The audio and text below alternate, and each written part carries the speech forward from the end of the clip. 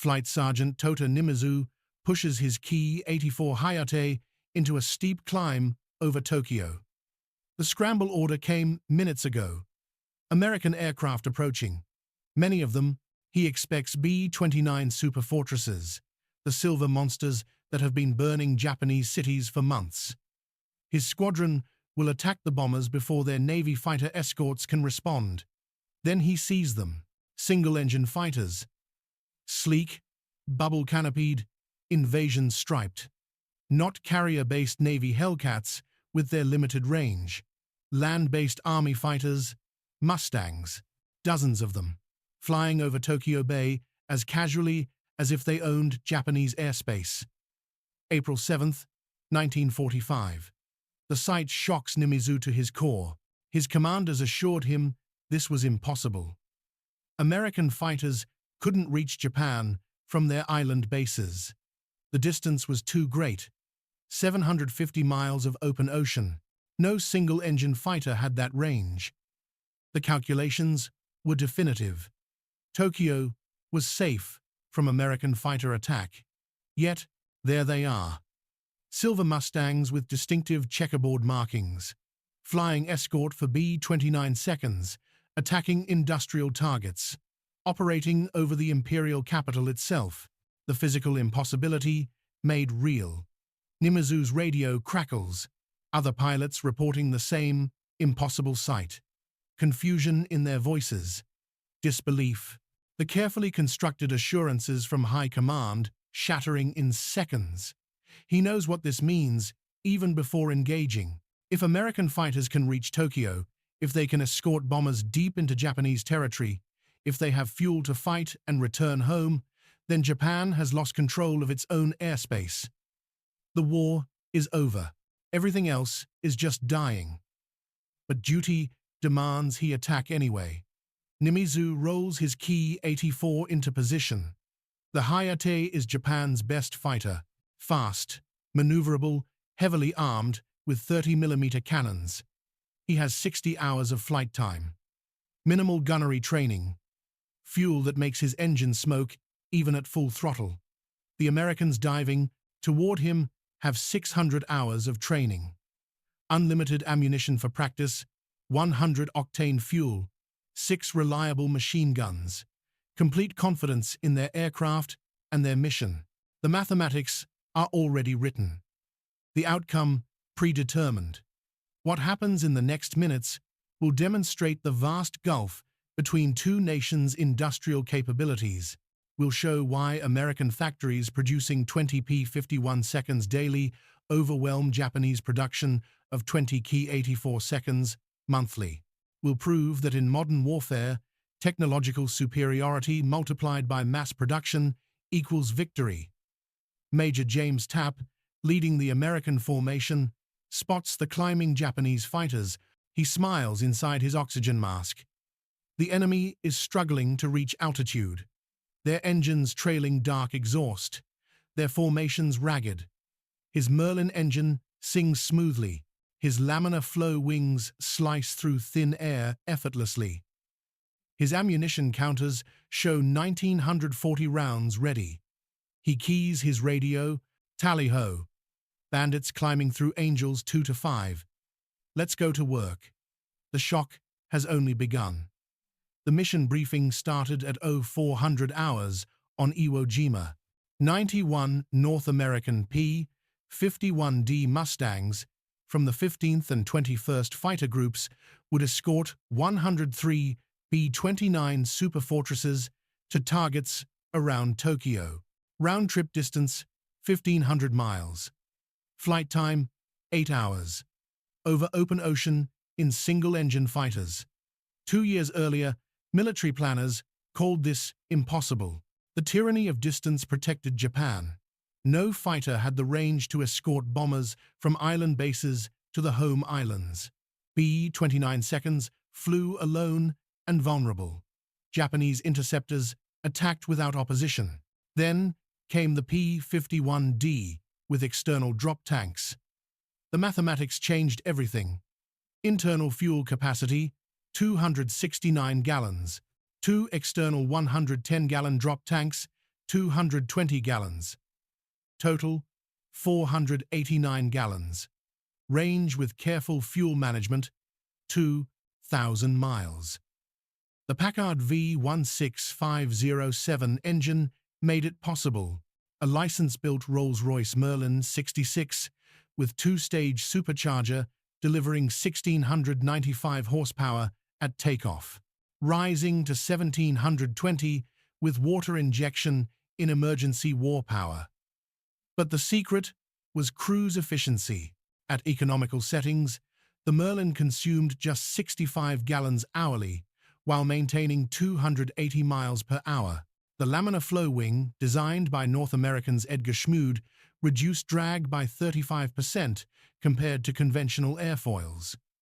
Smooth airflow over the wing surface delayed turbulence formation. Less drag meant less fuel consumption. Less fuel consumption meant greater range. April 7, 1945.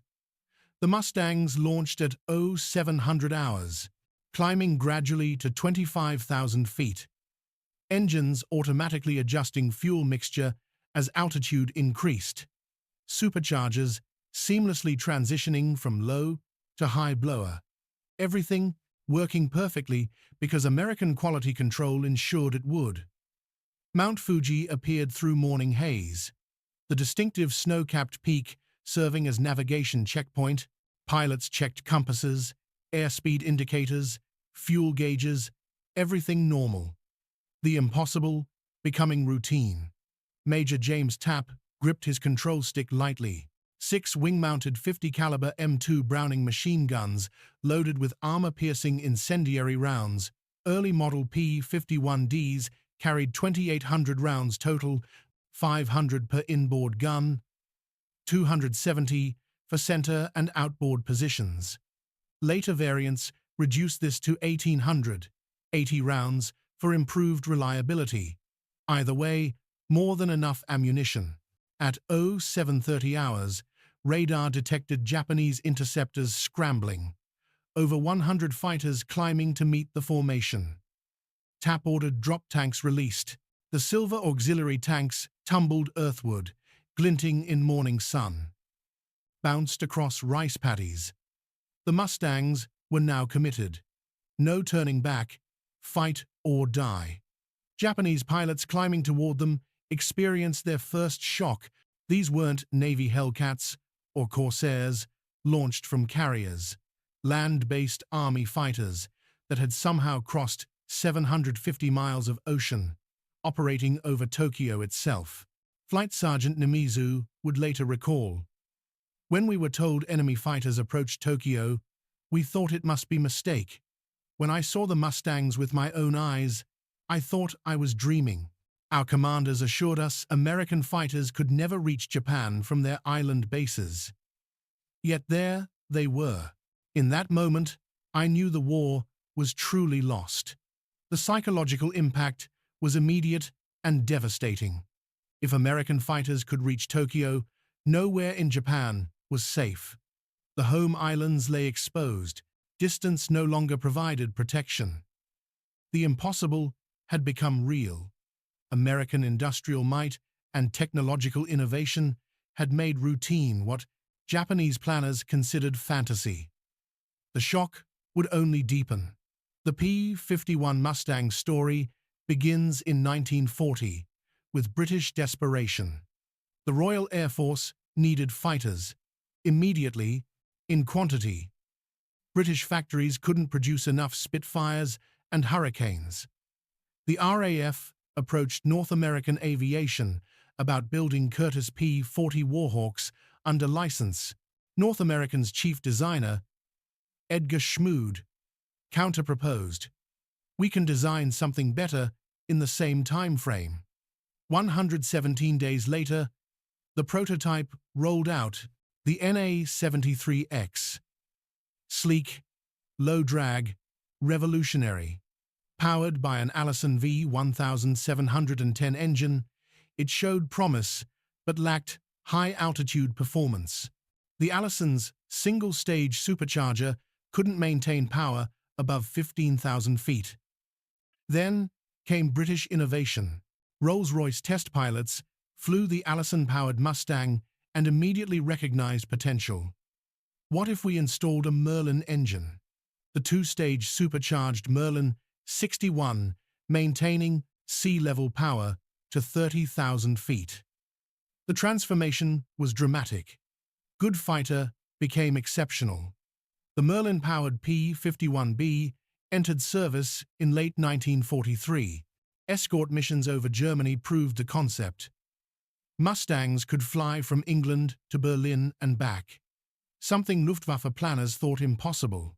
The psychological impact mirrored what would later happen over Japan. If American fighters could reach Berlin, German cities were defenseless. The P-51D variant, introduced in 1944, perfected the design. Bubble canopy, providing 360-degree visibility. 650 caliber machine guns, improved armor protection. Better fuel capacity. This became the definitive Mustang. 8,156D models produced, more than Japan's total fighter production in 1944 and 1945 combined. Meanwhile, Japan developed the Ki-84 Hayate from completely different philosophy. Nakajima began design in 1942, seeking to match American fighter performance. The result appeared impressive on paper. The Nakajima Ha-45 Homare 18-cylinder radial engine, producing 2,000 horsepower, claimed top speed of 427 miles per hour.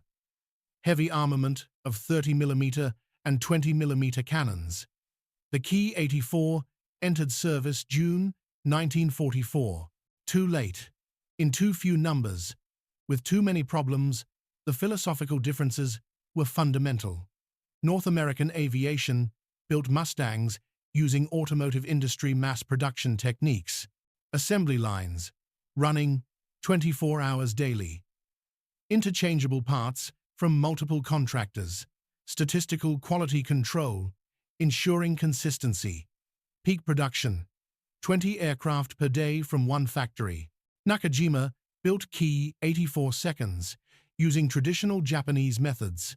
Skilled craftsmen, hand-fitting components. Individual attention to each aircraft, precision manufacturing, requiring proper materials and experienced workers. Production rate, perhaps 20 aircraft monthly across all factories. The approaches worked when resources were plentiful. By 1945, Japanese resources had collapsed. B-29 bombing destroyed factories. Submarine blockade cut raw material imports. Skilled workers were drafted into combat units. Quality control disintegrated. American production accelerated as Japanese production collapsed. North American aviation employed 50,000 workers, multiple shifts, dedicated supply chains, unlimited aluminum, steel, and strategic materials. Government contracts guaranteeing profits and funding expansion. Nakajima struggled with everything. Aluminum substituted with steel, steel contaminated with impurities. Proper heat treatment, impossible without quality coke. Engine components made from inferior materials. Landing gear struts that collapsed randomly. Engines that failed catastrophically.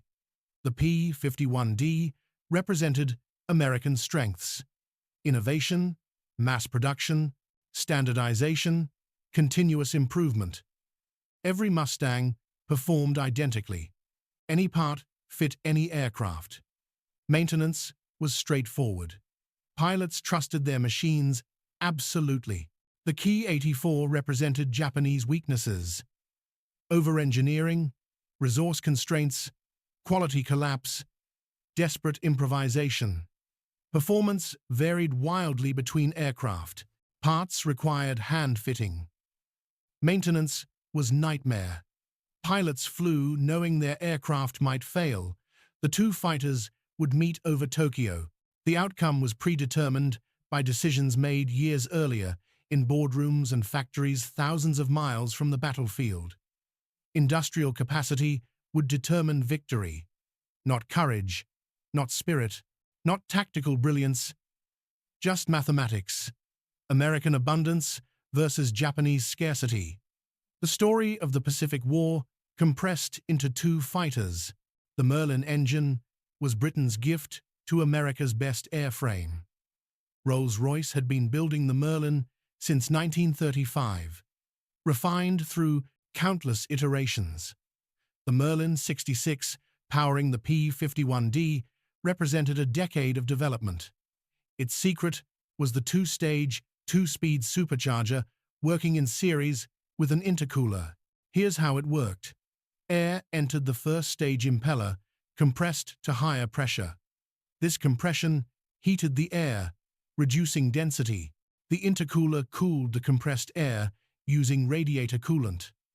Cooler air was denser. The second-stage impeller compressed the already dense air further. The result? Sea-level air pressure maintained at 30,000 feet. The Packard V-1650-7, America's license-built version, delivered 1,695 horsepower at takeoff, with water methanol injection in emergency war power, 1,720 horsepower, but sustained cruise power of 1,200 horsepower at economical settings was the real achievement. The engine could run for 8 hours without overheating or mechanical failure. Fuel efficiency was extraordinary. At cruise settings, 280 miles per hour at 25,000 feet. The Merlin consumed 65 gallons hourly, with internal fuel plus drop tanks carrying 489 gallons total. Endurance exceeded 7 hours. Range approached 2,000 miles. The mathematics made Tokyo accessible from Iwo Jima. The Laminar flow wing was purely American innovation. Edgar Schmood's aerodynamic masterpiece. Most wings created turbulent airflow over their surfaces. Turbulence meant drag. Drag meant wasted fuel. Schmood designed a wing profile maintaining smooth laminar flow over 60% of the surface. Turbulence delayed, drag reduced by 35%. This wasn't theoretical. Wind tunnel testing at Caltech proved the concept. Flight testing confirmed it. The P-51's range exceeded every contemporary fighter because its wings sliced through air with minimal resistance. The 650 caliber M2 Browning machine guns delivered devastating firepower. Each gun fired 800 rounds per minute. 6 guns meant 4,800 rounds per minute combined, 80 rounds per second. Every 5th round was a tracer, allowing pilots to observe their fire and adjust aim. The armor-piercing incendiary ammunition weighed 46 grains per round. Muzzle velocity, 2,900 feet per second. These rounds could penetrate aircraft armor, ignite fuel tanks, destroy engines. A 2-second burst delivered 160 rounds, more than sufficient to destroy any Japanese fighter. American pilots trusted their weapons absolutely. Stoppage rates below 1% when properly maintained. Dedicated armament specialists ensured guns were always ready. Thousands of practice rounds fired in training meant pilots knew exactly how their weapons performed. The bubble canopy provided visibility that saved lives daily. Previous fighters had framework behind the pilot, blocking rearward vision. The P-51D's clear-blown perspex canopy allowed pilots to look directly behind by turning their heads. This capability was decisive in combat. Seeing the enemy before he shot you meant survival. The cockpit ergonomics reflected years of pilot feedback. Fully adjustable seat. Movable rudder pedals. Instruments logically arranged. Controls positioned for minimum fatigue during 8-hour missions. Everything designed around the human who would fly it. North American aviation refined the design through continuous improvement. Combat reports from Europe identified problems. Engineering teams solved them. Updated aircraft incorporated changes within weeks. This feedback loop meant the P-51D benefited from 3 years of combat experience by the time it reached the Pacific. The discovery wasn't one breakthrough, but hundreds of refinements. Each small improvement multiplied.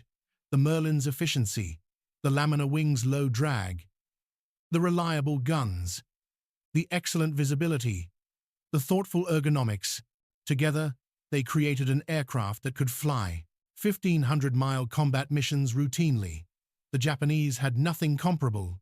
No engine maintaining power at altitude, no wing design minimizing drag, no systematic feedback improving performance. The discovery was American. The advantage decisive. The outcome inevitable. Flight Sergeant Tota Nimizu's combat report, recovered after the war, describes his first encounter with Mustangs. When scrambled, we were told enemy fighters approaching Tokyo. We thought it must be error. Perhaps they meant enemy bombers. When I saw the Mustangs with my own eyes, I thought I was dreaming.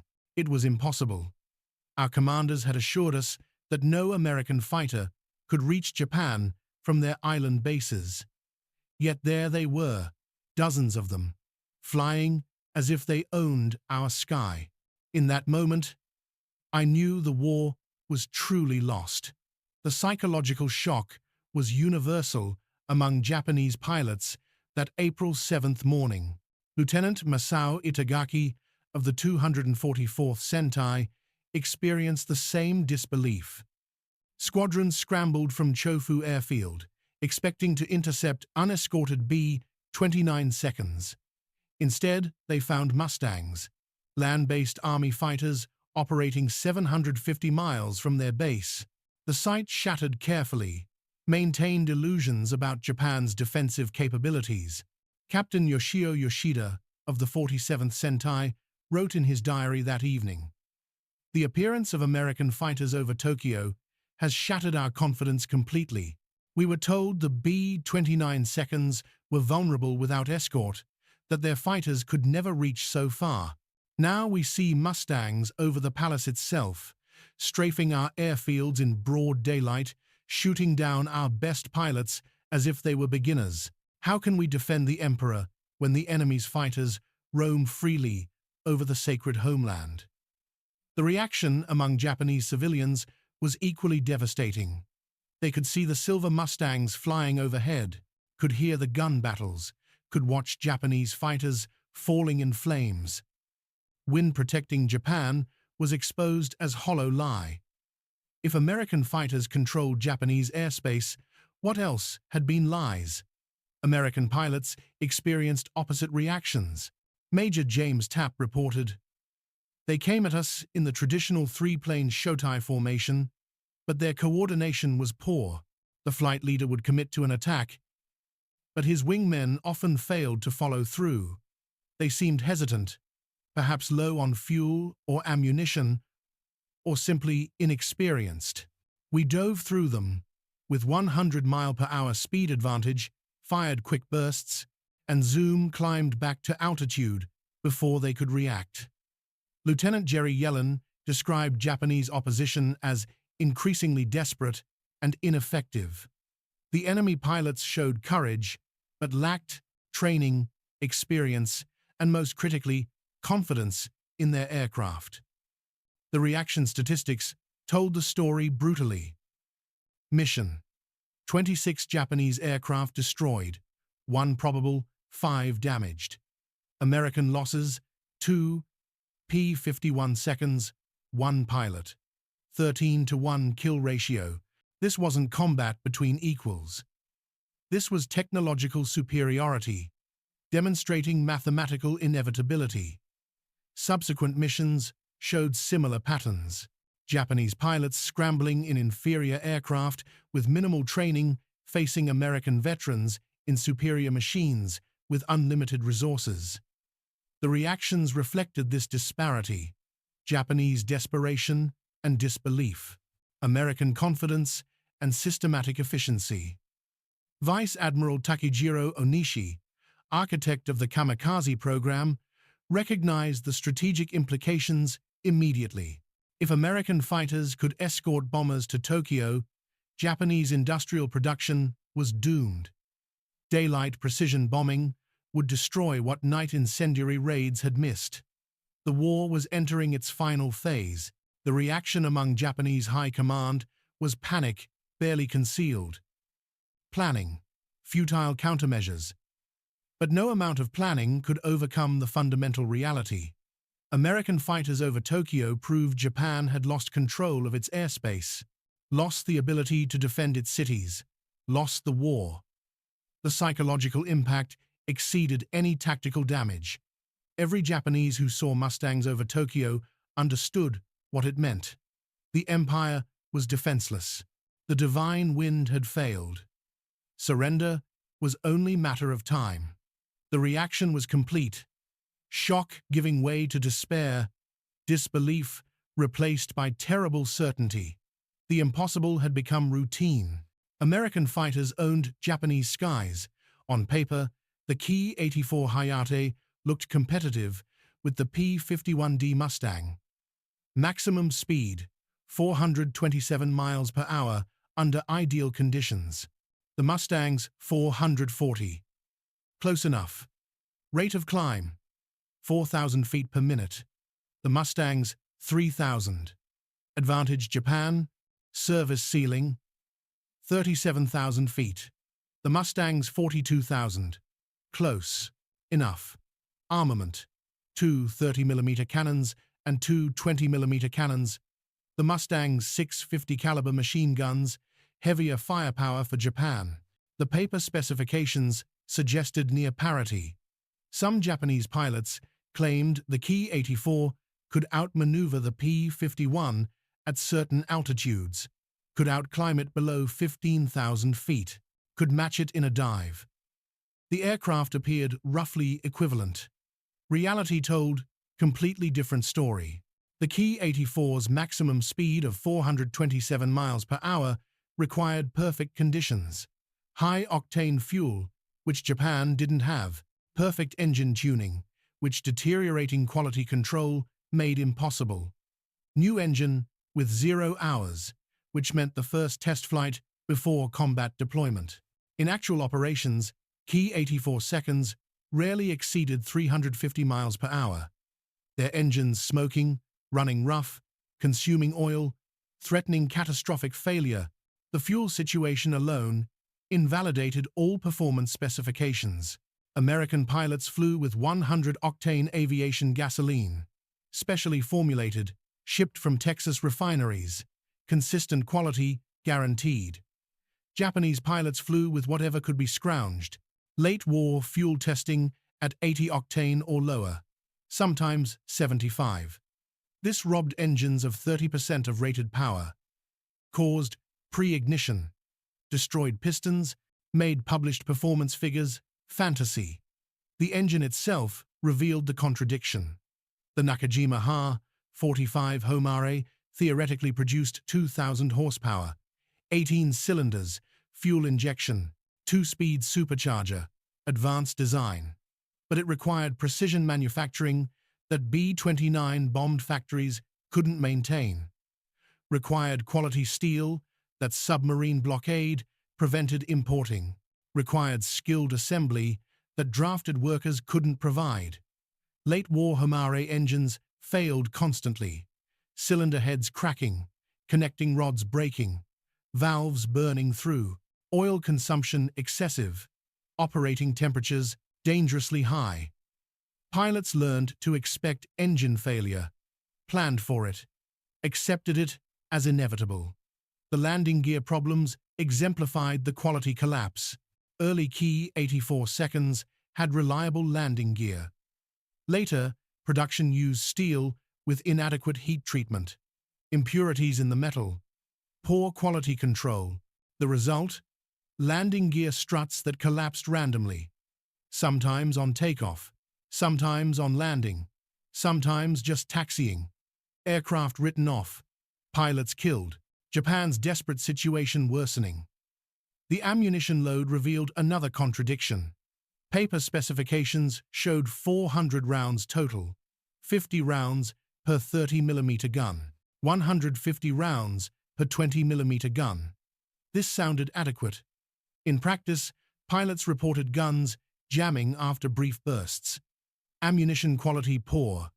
feed mechanisms unreliable, the heavy cannons requiring precious seconds to aim, while Mustang pilots hosed targets with machine gun fire. American pilots discovered the contradictions quickly. Captain Harry Krim reported, "On paper, their Frankfighter looked dangerous. In combat, it was a joke.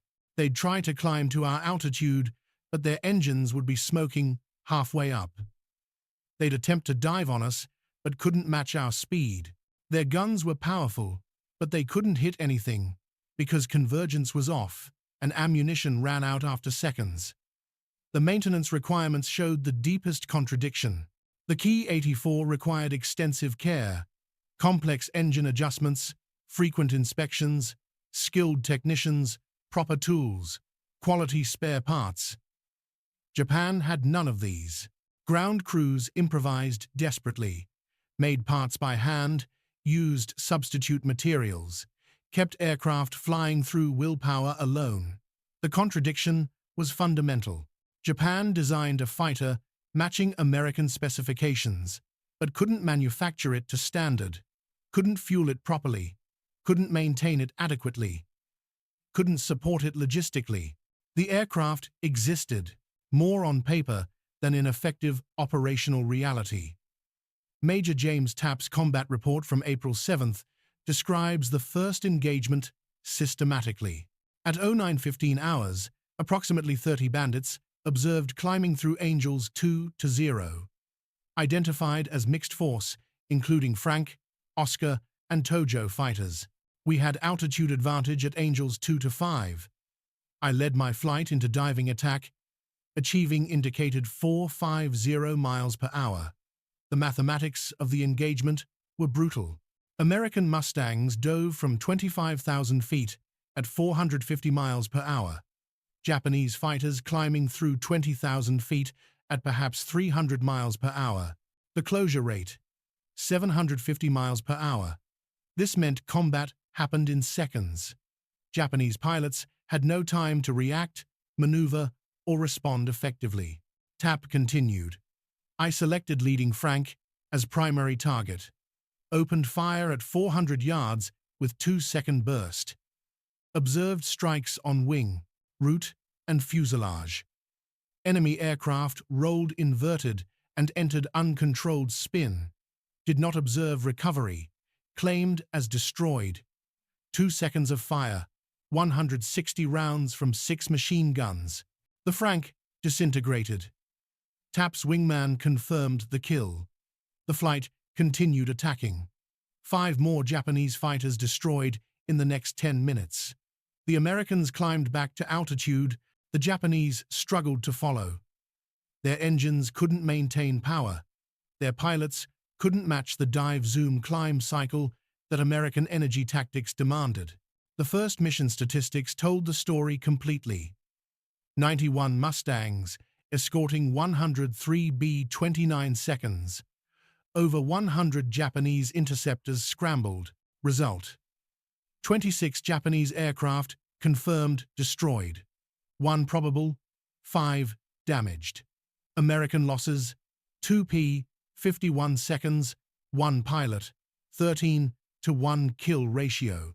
Post-mission intelligence analysis revealed the composition of Japanese opposition. Ki-84 Hi-8s, Ki-43 Hayabusas, Ki-44 Tojos, Ki-61 Tonys, Navy A-6M0s, N-1K2J Shidonkais. Mixed types showing desperation. Japan was committing everything available. Nothing worked. The investigation of recovered Japanese aircraft wreckage showed quality problems immediately. 1 Ki-84 crashed relatively intact near Yokohama. American technical intelligence teams examined it thoroughly. Their report was damning. Engine showed evidence of poor quality control. Cylinder machining rough. Piston rings improperly seated. Oil consumption excessive. Fuel injection system clogged with debris. Overall conclusion: engine would have failed within 50 flight hours. Landing gear struts showed stress fractures. Metal quality poor. Heat treatment inadequate. Ammunition examined revealed significant quality variations. Some shells properly manufactured, others with visible defects. Feed system showed signs of jamming. Captain Art Jeffrey of the 45th Fighter Squadron observed Japanese tactics with professional interest. They tried traditional three-plane formations, but coordination was terrible. Standard textbook stuff with no innovation or adaptation. They seemed to be flying by rote, following training that may have worked against Chinese opponents years ago but was suicide against experienced American pilots with superior aircraft. The subsequent missions through April and May showed consistent patterns. Japanese opposition decreased. Kill ratios increased.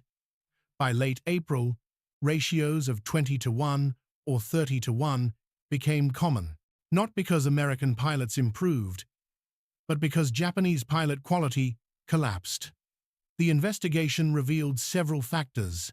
Experienced Japanese pilots were dead, killed over the Philippines, lost in kamikaze attacks, expended in futile interceptions. Replacements had minimal training, 30 to 50 hours total flight time, no gunnery practice, no formation training, just basics, before being thrown into combat against American veterans. The fuel crisis worsened daily. Training flights cancelled to conserve fuel for combat, but pilots going into combat without recent flight experience made mistakes, fatal mistakes. The death spiral accelerated. Poor training led to losses. Losses required more replacements. Replacements got even less training. The cycle repeated until Japanese fighter force essentially ceased to exist as effective fighting organization. The investigation was complete. American superiority was absolute. The contradiction between Japanese hopes and reality was total. Two competing theories about aerial combat dominated American and Japanese military thinking. American theory developed from 3 years of combat in Europe. Energy tactics determine victory. Speed and altitude are convertible. Dive to build speed. Zoom to regain altitude. Never get slow in enemy airspace. Maintain initiative through superior performance.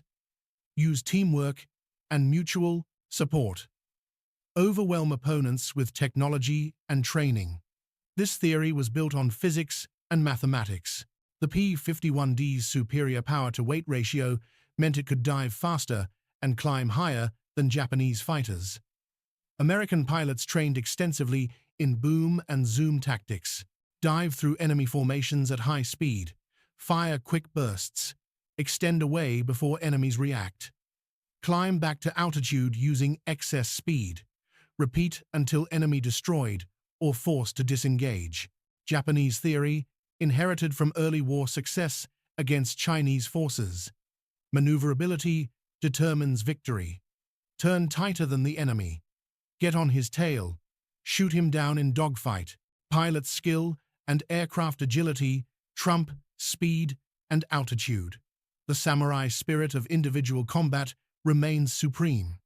This theory worked against less capable opponents, worked brilliantly in China, where Japanese fighters faced obsolete aircraft flown by poorly trained pilots. Worked initially in the Pacific against surprised American forces. But by 1945, the theory had been proven obsolete by technological reality. The training philosophies reflected these theories completely. American pilots received 600 hours before combat deployment. 100 hours in type.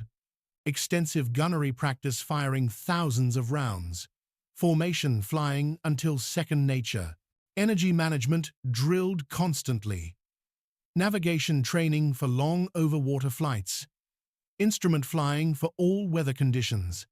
Japanese pilots in 1945 received 50 hours if lucky. 30 hours was common. Minimal gunnery practice due to ammunition shortages. No instrument training. navigation taught from textbooks, combat tactics learned by reading rather than doing. They were sent to combat half-trained at best. The ammunition allocation showed the philosophical gulf. American pilots could fire thousands of practice rounds, make mistakes, learn from them, develop instinctive deflection shooting. Japanese pilots were often told to conserve ammunition even in training. Some faced combat having never fired their guns. They were expected to learn deflection shooting while someone was trying to kill them. The maintenance philosophy differed fundamentally. American doctrine: maintain aircraft to peak performance. Regular inspections. Replace parts before failure. Standardized procedures. Dedicated specialists. The result: operational readiness above 80%, despite harsh conditions. Japanese doctrine: make do with available resources. Improvise repairs. Cannibalize damaged aircraft for parts. Hand-fit components because standardization didn't exist. The result: operational readiness below 40%, sometimes 20%. Entire squadrons grounded for lack of spark plugs or hydraulic fluid. The fuel management theories revealed strategic thinking. American planners knew fuel was decisive, invested billions in tanker construction, secured oil sources in California and Texas, built refining capacity, shipped millions of gallons monthly across the Pacific, ensured pilots never worried about fuel quality or availability. Japanese planners gambled that war would be short, lost that gamble, faced fuel catastrophe by 1945, attempted to synthesize fuel from coal, extract oil from pine roots, distill alcohol from potatoes. These desperate measures produced barely usable fuel in insufficient quantities. The strategic failure was complete. The theories about industrial production showed the deepest divide. American belief: mass production with quality control wins wars. Build thousands of adequate aircraft, rather than hundreds of perfect ones. Standardize everything. Make parts interchangeable. Train workers quickly. Rely on systems rather than individual craftsmen. Japanese belief: quality through craftsmanship wins wars. Build each aircraft carefully. Hand-fit components. Rely on skilled workers. Value individual excellence over mass production. This worked in peacetime. Failed catastrophically in total war. The theories collided over Tokyo. American doctrine proven correct. Japanese doctrine proven obsolete. The outcome was never in doubt. The quality collapse wasn't random. It was systematic, progressive, and ultimately fatal. In 1942, Nakajima's factories produced key 84 seconds that performed close to specifications. The engines ran smoothly. The landing gear functioned reliably. The weapons worked. Quality control existed. Skilled workers assembled aircraft carefully. Materials met standards. The early Hay-8s were genuinely capable fighters. By 1945, aircraft from the same factories were death traps. The mystery wasn't whether quality collapsed. That was obvious. The mystery was why, and how, completely. B-29 bombing was primary cause. Strategic bombing targeted aircraft factories directly. Nakajima's Musashino plant was hit repeatedly. Production dropped. Quality control became impossible when factories were being bombed weekly. Workers spent more time seeking shelter than building aircraft. Machine tools were destroyed. Precision manufacturing requires precision equipment. Bombs destroyed that equipment. The substitute materials policy accelerated the collapse. Japan ran out of quality aluminum. Imported bauxite was cut off by submarine warfare. Domestic sources were inadequate. Engineers specified substitute materials: steel where aluminum should be used, iron where steel was needed. These substitutes were heavier, and weaker. Performance suffered. Structural integrity declined. The heat treatment crisis revealed deeper problems. Proper heat treatment of steel required specific temperatures and controlled cooling. This needed quality coke. Japan's coke supply depended on imports. Submarines sank the ships carrying coal. Domestic coke production used inferior materials. The result? Landing gear struts that looked correct but lacked proper hardness. They collapsed randomly, killing pilots, destroying irreplaceable aircraft. The skilled worker shortage compounded everything. Japan drafted experienced factory workers into combat units, desperate for infantry after massive casualties. The workers who remained were teenagers, women, and elderly men. They lacked training, lacked experience, made mistakes. The precision manufacturing that Japanese industry prized became impossible when the workers didn't know what they were doing. The fuel quality problem had complex causes. Crude oil imports ceased. Refineries were bombed. Remaining facilities couldn't produce high-octane fuel. The catalysts required were unavailable. Japan attempted to synthesize fuel from coal using Fischer-Tropsch process. The resulting product barely qualified as aviation fuel. 80 octane on good days, 75 typically, sometimes as low as 70. This reduced engine power by 30%, caused pre-ignition, destroyed engines faster than combat did. The engine manufacturing tolerances showed the cascade effect. The Ha-45 Homare required precision machining, cylinders bored to exact dimensions, pistons fitted precisely, bearings manufactured to tight tolerances. This worked when skilled machinists used quality tools on good materials. By 1945, none of these conditions existed. Unskilled workers, worn tools, poor materials, the engines looked right. Didn't work right. Failed catastrophically. The quality control system collapsed completely. Early production had multiple inspection stages. Test runs before delivery. Acceptance standards. By 1945, aircraft were pushed out the factory door without proper testing. Didn't matter anyway. Standards were lowered repeatedly because nothing met original specifications. Accept substandard rather than reject everything. Lieutenant Colonel John Morgan's photo reconnaissance missions revealed the physical evidence. He photographed Japanese airfields, showing dozens of aircraft that looked operational. Closer inspection showed they were derelicts. No engines, no propellers, cannibalized for parts. Some were wooden decoys. Japan was hiding the extent of its aircraft shortage with elaborate deception. The mystery's solution was industrial death spiral. B-29 bombing destroyed factories. Lost factories reduced production. Reduced production forced use of substitute materials. Substitute materials degraded quality. Degraded quality increased losses.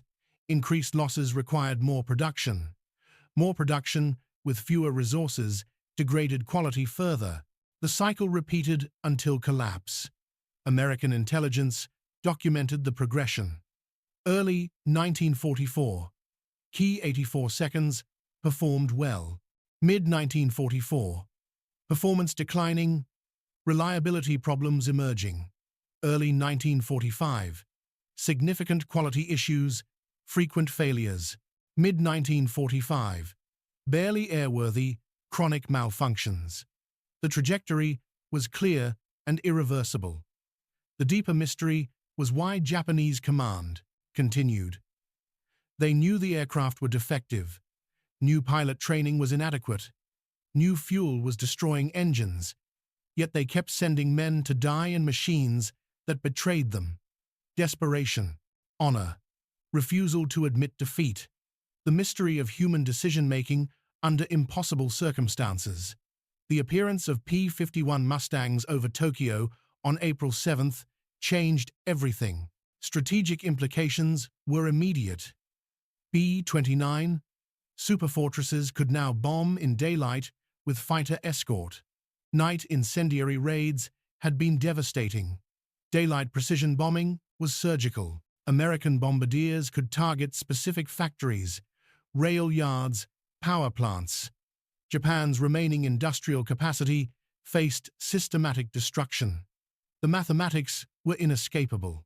Without fighter escort, B-29 seconds flew at night, dropped bombs on area targets, accuracy measured in miles. With fighter escort, B-29 seconds flew in daylight, dropped bombs on precision targets, accuracy measured in feet. The difference was industrial. Production versus industrial obliteration. Tactical implications reshaped air operations immediately. Japanese fighter defenses became irrelevant. Key 84 seconds couldn't effectively intercept B-29 seconds protected by Mustangs. American fighters shot down Japanese interceptors before they reached the bombers. The few that penetrated fighter screens faced concentrated defensive fire from B-29 gunners. The psychological implications were catastrophic for Japan. Every Japanese civilian who saw Mustangs over Tokyo understood the war was lost. American fighters operating freely over the home islands, strafing airfields, shooting down interceptors. The divine wind propaganda was exposed as lie. The emperor himself wasn't safe. The palace was visible from American cockpits. The logistical implications revealed American abundance. Each mission from Iwo Jima consumed 57,000 gallons of high-octane fuel for 90-plus Mustangs, plus fuel for B-29 seconds, plus bombs, plus ammunition, daily operations, sustained indefinitely. This represented supply chain stretching across the Pacific, Liberty ships, tankers, transport aircraft, all supporting one airbase among many. Japan couldn't match this remotely. Aviation fuel so scarce that training flights were cancelled. Ammunition rationed even for combat. Spare parts non-existent. The logistical disparity was more decisive than any tactical factor. America could sustain operations indefinitely. Japan couldn't sustain current operations another month. The industrial implications were terminal. American factories produced 15,586 P-51 seconds total. Peak production: 20 aircraft daily from one factory. Multiple factories operating simultaneously. Japan produced 3,514 Ki-84 seconds total over 2 years, perhaps 20 monthly toward the end. The production ratio was crushing. American output was accelerating. Japanese output was collapsing. The training implications showed cumulative advantage. American pilot pipeline produced thousands of pilots annually, 600 hours training each. Combat-ready, experienced, confident. Japanese pipeline had collapsed. Pilots getting 30 to 50 hours, not combat-ready. Inexperienced, fatalistic. The quality gap widened daily. The operational implications changed invasion planning. Operation Downfall. The planned invasion of Japan assumed heavy kamikaze attacks. Fighter escort from Iwo Jima and Okinawa would provide defense. P-51 seconds could protect invasion fleet. American casualties would be heavy, but acceptable. Japanese defenders would be overwhelmed by firepower superiority. The political implications reached Washington. Strategic bombing campaign was working. Japan's industry was dying. Fighter escort made the bombing more effective. The atomic bomb program provided alternative. Mustangs over Tokyo showed that alternatives to invasion existed. The historical implications would echo decades. The Pacific War demonstrated that industrial capacity determined victory in modern warfare. Technology mattered, production mattered, logistics mattered. Courage alone couldn't overcome these advantages. The samurai spirit, broken by assembly line efficiency. The lesson would influence military thinking through the Cold War and beyond. Vice Admiral Matomi Ugaki wrote in his diary, May 1st, "The enemy's fighters now operate freely over our homeland. We cannot stop them. Our interceptors are destroyed before reaching the bombers. Our industrial production is being systematically eliminated. Our fuel is exhausted. Our pilots are dying in obsolete aircraft. The appearance of Mustangs over Tokyo has made clear what our leaders refuse to admit. We have lost the war. Everything now is just dying with honor." The implications were complete, total, irreversible. American fighters over Tokyo meant Japan's defeat was certain. Only the timing and casualties remained unknown. The strategic situation was hopeless. The mathematical reality inescapable. The war's outcome determined by factories, not battles. Lieutenant Jerry Yellen sat in his P-51D cockpit for 8 hours on each mission. Unable to stand, unable to stretch, unable to relieve himself except into a relief tube that froze at altitude. His legs cramped. His back ached. His bladder protested. But he flew the mission. Because that was the job. Because his crew chief trusted him to bring the aircraft home. Because other pilots depended on him. The physical strain was enormous, Yellen recalled decades later. People think of dogfights and glory. They forget the endless hours over empty ocean, checking your compass constantly, wondering if you'd somehow gotten turned around, watching your fuel gauge drop, doing mental calculations. Will you have enough to make it home? What if you have to fight? What if headwinds are stronger than forecast? On the other side, Captain Yoshio Yoshida of the 47th Sentai flew his Ki-84, knowing it might kill him before any American did. His diary entries through April and May chronicle deterioration of morale and capability. April 15th. Engine failed during climb today. Barely made it back to base. Mechanic says it's the fuel.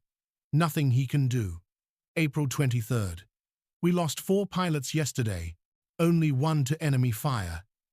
The others to mechanical failures and landing accidents. Our aircraft are killing us.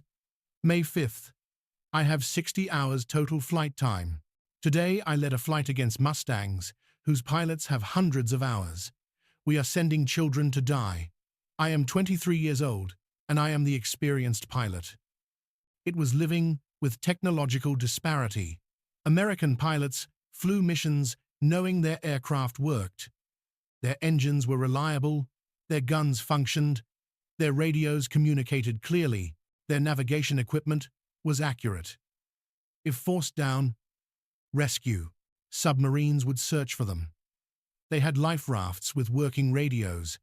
They had survival kits with food, water, first aid. Japanese pilots flew, knowing their aircraft might betray them. Engines that failed randomly, guns that jammed, radios that didn't work, navigation equipment that was unreliable. If forced down, no rescue was coming. Life rafts leaked if they had them. No survival equipment worth mentioning. They wrote final letters before every mission. Private letters from both sides reveal the human reality behind statistics. American pilot writes home, "The missions are long, but we're making a difference. Shot down 2 bandits last week. Our squadron lost 1 plane to weather. The maintenance crews are miracle workers. My plane is running perfectly." Japanese pilot writes home, "Do not expect me to return. My aircraft is barely functional. My training is inadequate. The Americans have everything. We have courage. It is not enough. I am sorry. I cannot do more for the Emperor. I am sorry. I cannot come home." The age difference was striking. American pilots averaged 23 to 25 years old, had college education often, came from middle-class families, saw military service as duty before returning to normal lives. Japanese pilots were 18 to 20, pulled from high school or university, came from families that had known only war for years, expected to die, had no vision of future beyond sacrifice. Second Lieutenant Philip Schlamberg was 19 when he died August 14th, shot down by ground fire on the war's last combat mission. His last letter home talked about plans after the war: college, career, marriage, normal life. The war ended the day after he died. He never knew. Sergeant Hiroshi Tanaka was 18 when he died April 20th, attempting to intercept B-29 seconds. His Ki-84's engine failed during climb. He couldn't reach the bombers, crashed trying to return to base. His final letter said, "I die gladly for the Emperor. Tell my family I did my duty. I hope my death means something." Both young men, both doing their duty. One equipped with aircraft that worked. One equipped with aircraft that killed him before the enemy could. The humanity was in that difference. Technology preserving life on one side, desperation expending it on the other. The letters American pilots wrote home were matter of fact, describing missions, mentioning friends, planning futures. The letters Japanese pilots wrote were farewells, poetic, formal, final. The difference reflected expectations. Americans expected to survive. Japanese expected to die. The humanity was simple. Both sides showed courage. Only one side had tools matching that courage. The production numbers told the story with brutal mathematical clarity. United States: 15,586 P-51 Mustangs of all variants produced during the war. 8,156 P-51D models specifically. Daily, from North American Aviation's Inglewood plant alone. Dallas plant produced additional units simultaneously. Combined output exceeded 130 Mustangs weekly at peak production. Japan: 3,514 Ki-84 Hayate fighters produced total across all factories. Over 2 years. Peak production, perhaps 20 monthly toward the end. Often fewer. Many destroyed in B-29 raids before delivery. Others grounded immediately due to quality defects. The ratio: 4 P-51Ds for every Ki-84 produced. But the real disparity was worse. Many Ki-84 seconds never became operational. Quality problems, lack of spare parts, insufficient fuel, inadequate pilots. The effective ratio approached 10-1 or higher. The revelation extended beyond aircraft to entire production systems. American factories employed 50,000 workers at North American Aviation alone. Multiple shifts, 24-hour operations, standardized processes, interchangeable parts, quality control through statistical sampling. Every P-51D performed identically. Any part fit any aircraft. Maintenance was straightforward. Reliability was assured. Japanese factories struggled with everything. Workers drafted, factories bombed, materials inadequate, tools worn out, quality control non-existent. Each Ki-84 was different. Parts required hand-fitting. Maintenance was nightmare. Reliability was hoped for. The fuel production showed even worse disparity. American refineries produced millions of gallons of 100-octane aviation gasoline monthly, shipped to Pacific bases in dedicated tankers, stored in proper facilities, delivered fresh to flight lines. Pilots never worried about fuel quality. Japan attempted to synthesize fuel from pine roots, required 200 pine stumps to produce 1 gallon of barely usable fuel. The resulting product, tested at 80 octane or lower, destroyed engines, made published aircraft performance impossible. Pilots knew their engines were dying with each flight. The ammunition production revealed similar gaps. American factories produced billions of rounds of .50 caliber ammunition. Consistent quality, proper storage, regular inspection, reliable feeding in combat. Pilots fired thousands of practice rounds before combat, could afford ranging shots, could engage multiple targets without worrying about running out. Japan rationed ammunition even for combat missions.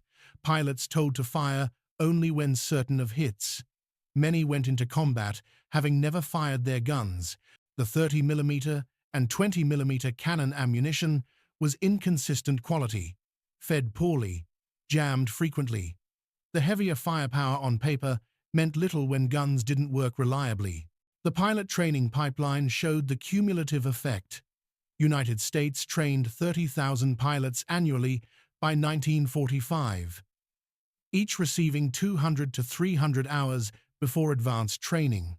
Then 100 hours combat training, gunnery practice, formation, flying, navigation, instrument flying, combat tactics against experienced instructors.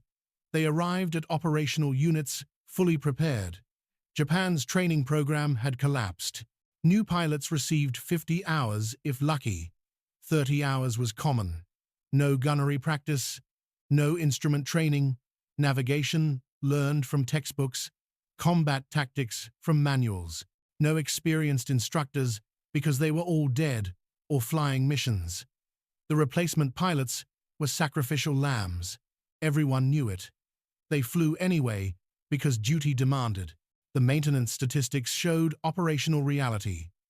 American P-51Ds at Iwo Jima maintained operational readiness above 80%, despite harsh conditions.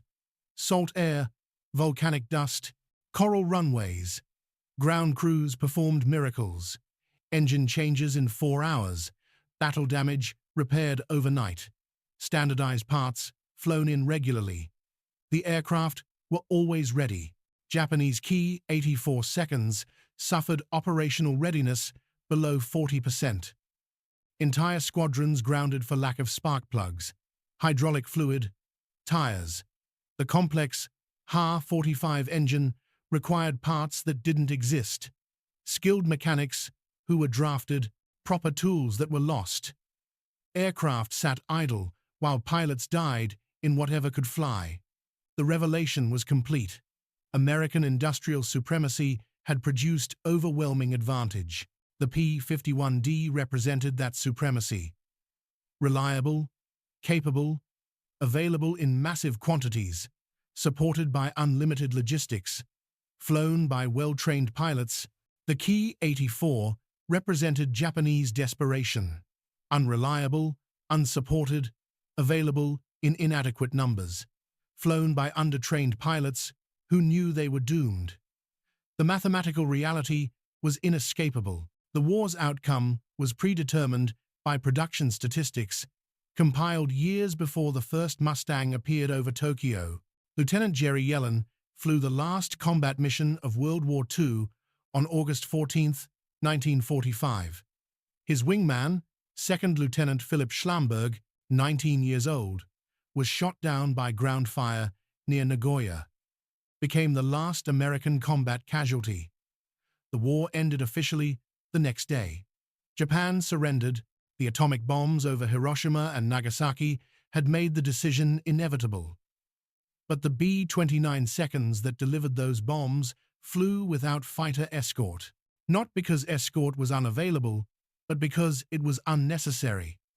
Japanese fighter opposition had ceased to exist, swept from the skies by P-51 Mustangs and the overwhelming technological and industrial superiority they represented. Between April and August 1945, Iwo Jima's Mustangs were credited with 206 Japanese aircraft destroyed, 75% of all Pacific P-51 aerial victories. The actual number was probably higher. Many Japanese aircraft shot down over Japan were never confirmed. Their wreckage lost in forests or urban areas. Their pilots' bodies never recovered. The strategic impact exceeded aerial victories. American fighters over Tokyo meant B-29 seconds could destroy Japan's remaining industrial infrastructure systematically. Precision daylight bombing eliminated factories, rail yards, power plants, Strategic bombing combined with naval blockade made Japan's position hopeless. The atomic bombs simply accelerated the inevitable. The human cost told two different stories. 85 American fighter pilots died on very long-range missions July through August. Most to weather, mechanical failure, or operational accidents, perhaps 5 to actual combat. The excellent aircraft and extensive training kept casualties minimal, despite extreme operational demands. Japanese pilot casualties numbered in the thousands during the same period. Entire squadrons eliminated. The 47th Sentai started April with 40 pilots. Had 3 remaining by August. The 244th Sentai was destroyed. Reformed, destroyed again. Most died not in combat, but to mechanical failures, fuel exhaustion, and training inadequacy. The final story. Hundreds of P-51 Mustangs survive today, in museums, private collections, many still flying at air shows. Their Merlin engines, singing 7 decades later, maintained carefully, valued as historical artifacts. Testimony to American engineering and industrial achievement. One Ki 84 Hayate survives in the Chiran Peace Museum in Kagoshima, Japan, a solitary reminder of desperate attempt to match American technology with inadequate resources. The disparity in surviving aircraft reflects the disparity in wartime production, quality, and ultimate effectiveness. The lesson was clear and brutal. Modern industrial warfare is won in factories before soldiers ever fight. The nation that can design better weapons, produce them in massive quantities, support them with unlimited logistics, and crew them with well-trained personnel will dominate. Courage cannot overcome these advantages. Spirit cannot defeat mathematics. The shock Japanese pilots experienced seeing Mustangs over Tokyo wasn't just tactical surprise. It was stunning realization that American industrial capacity had made the impossible routine. Single-engine fighters flying 1,500-mile combat missions, arriving with fuel to fight, returning safely home. This was beyond Japanese comprehension or capability. The P-51D Mustang over Mount Fuji symbolized American supremacy completely. Reliable engineering, mass production, technological innovation, unlimited resources. The aircraft embodied everything that won the Pacific War. Not battles, not tactics, not courage. Industrial might properly applied, the divine wind had been conquered by science. Warrior spirit broken by production lines. The empire of the rising sun, overshadowed by wings of aluminum. The age of samurai ended by the age of superchargers, laminar flow wings, and very long-range fighters that made distance irrelevant.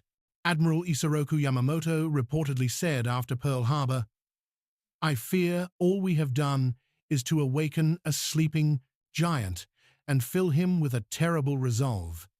The P-51 Mustangs over Tokyo proved him correct. The giant had awakened, applied its industrial might systematically, produced overwhelming technological superiority. The outcome was never in doubt once America committed its full capabilities. The shock of April 7, 1945, was revelation of mathematical reality. A reality written in production statistics, proven in combat, and ending with Japan's unconditional surrender